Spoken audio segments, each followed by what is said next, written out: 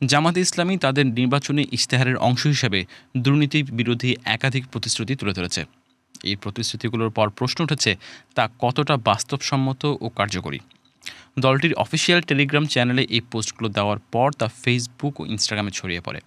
দলটির official social media পেজে এই পোস্টগুলো দেখা না গেলেও জামাতে ইসলামের আঞ্চলিক বেশ কিছু পেজ থেকে এগুলো পোস্ট করা হচ্ছে। আসন্ন নির্বাচনে জামাতের প্রার্থীদেরও এই ফটোকার্ডগুলো পোস্ট করতে দেখা গেছে। পোস্টগুলোতে দলটি রাজনৈতিক প্রভাবমুক্ত দুর্নীতি বিরোধী মনিটরিং সেল গঠন, রাজনীতিবিদ ও সরকারি কর্মকর্তাদের সম্পদের জবাবদিহি, সরকারের আয় ব্যয়ের হিসাব জনসম্মুখে উন্মুক্ত করা এবং ডিজিটাল গভর্নেন্সের চালুর প্রতিশ্রুতি দিয়েছে। পাশাপাশি পুলিশ বাহিনী সংস্কার, সরকারের লেনদেন ডিজিটাল করা এবং দুর্নীতির তথ্যদাতাদের সুরক্ষার কথা বলা হয়েছে।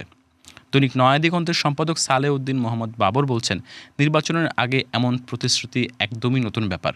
বিএনপির চেয়ারম্যান তারেক রহমানের পরিকল্পনা ও তার বর্ণনার কথা উল্লেখ করে তিনি বলছেন, জামাত ও বিএনপি যা করছে সেটা একেবারেই নতুন, তাই তাদের ধন্যবাদ দেওয়া উচিত। তবে প্রশ্ন উঠেছে, এই প্রতিশ্রুতিগুলো বাস্তবে কতটা কার্যকর করা সম্ভব? নির্বাচনের আগে এগুলোর রাজনৈতিক প্রভাব কী, আর বাস্তবায়নের পথে কী ধরনের চ্যালেঞ্জ অপেক্ষা করছে?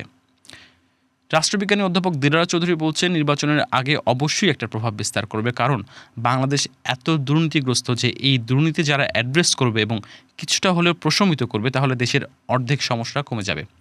জাহাঙ্গীরনগর বিশ্ববিদ্যালয়ের সরকার ও রাজনীতি বিভাগের সাবেকি অধ্যাপক আরও বলেন, আমাদের দুর্নীতিটা আমাদের সমস্ত রাষ্ট্রীয় যে কাঠামো তাকে উই পোকা খেলে যেরকম জর্জরিত হয় সেরকম জর্জরিত করে ফেলেছে। এই ইশতেহার নির্বাচনের জন্য গুরুত্বপূর্ণ উল্লেখ করে তিনি বলছেন, জুলাই সনদে যে নতুন রাজনৈতিক বন্দোবস্তের কথা বলা হয়েছিল সেখানেও কিন্তু এটাকে গুরুত্ব দেওয়া হয়েছিল। সুতরাং তারা এই জুলাই সনদের যে আশা আকাঙ্ক্ষা সেটাকে অ্যাড্রেস করেছে। আমি মনে করি এটা একটা ভালো প্রভাব ফেলবে ভোটারদের ওপরে। তবে লেখক ও রাজনৈতিক বিশ্লেষক ফাহাম আব্দুস সালাম মনে করেন, ভোটারদের উপর তেমন কোনো প্রভাব ফেলবে না এই প্রচার। তিনি বলছেন, আমার মনে হয় চ্যাট জিপিটিকে যদি বলা হয় বাংলাদেশ চালাতে গেলে কি কি জিনিস লাগবে, চ্যাট জিপিটি যা বলবে ওগুলো ওখানে আছে। It's very basic, non descriptive. তিনি বলছেন, আমার কাছে মনে হয় না যে এত এভারেজ কথা বললে ভোটারদের মধ্যে ইম্প্যাক্ট পড়বে, কারণ এগুলো মানুষকে আশা দেখানোর জন্য যথেষ্ট না। মানুষকে আশাবাদী করার জন্য আপনাকে আরও অনেক ফোকাসড, আরও অনেক পলিশড ভার্সন দরকার। এই প্রতিশ্রুতি বাস্তবায়নে কতটা সম্ভব তা নিয়েও প্রশ্ন উঠছে। এটি বাস্তবায়ন বড় চ্যালেঞ্জ উল্লেখ করে দিলারা চৌধুরী বলছেন, যারা স্বার্থগোষ্ঠী যেমন ব্যুরোক্রেসি, আর্মি, এমনকি রাজনীতিবিদরাও তারা তো নিজের অবস্থানটাকে ছেড়ে যাইতে চাইবে না।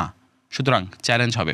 তবে রাজনৈতিক সদিচ্ছা যদি থাকে এবং সরকার যদি নিজের দুর্নীতিগ্রস্ত না হয়, তাহলে এটা কিছুটা হলেও প্রশমিত করা সম্ভব বলে মনে করেন এই রাষ্ট্রবিজ্ঞানী।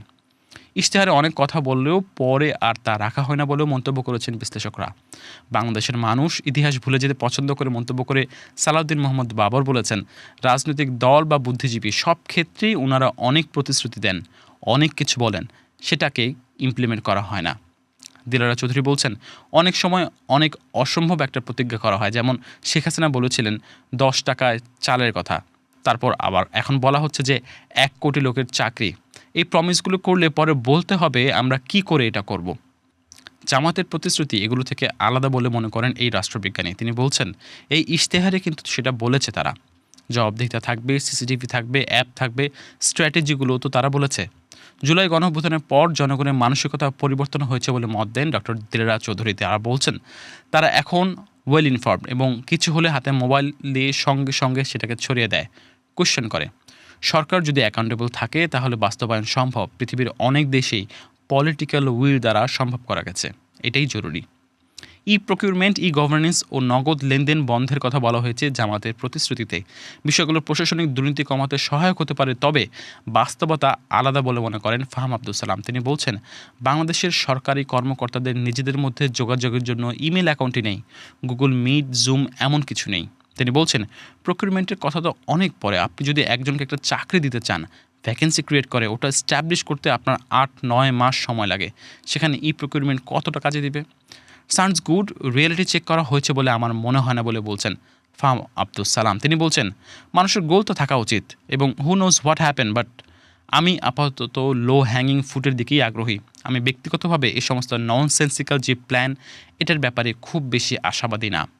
একই সুরে কথা বলেছেন সালাউদ্দিন মোহাম্মদ বাবরও। তিনি বলছেন, নিশ্চয়ই তারা এটাকে এক্সপার্ট দিয়ে করিয়েছেন, বাংলাদেশের বাস্তবতা নিয়ে তারা নলেজ আছে, সব কিছু আছে, কিন্তু একসাথে সব কিছু করা বোধহয় সম্ভব হবে না। প্রতিশ্রুতির পোস্টারে বিস্তারিত বর্ণনার অভাব আছে মন্তব্য করে বর্ষিয়ানী সাংবাদিক বলছেন, এটা অবশ্যই নতুন জিনিস। বিএনপি যা বলছে সেটাও, জামাত যা করছে সেটাও। তবে আমরা আশা করব তারা এটা বাস্তবায়ন করবে। কিন্তু সাথে সাথে আমাদের বলতে হবে কিভাবে, কোন প্রক্রিয়ায় বাস্তবায়ন করবেন। ফিনান্স কোথা থেকে আসবে? আপনারা কি ট্যাক্স জনগণের বাড়াই দিয়ে করতে চান? তাহলে তো মানুষের দুর্ভোগ বাড়বে, পণ্যমূল্যও বাড়বে।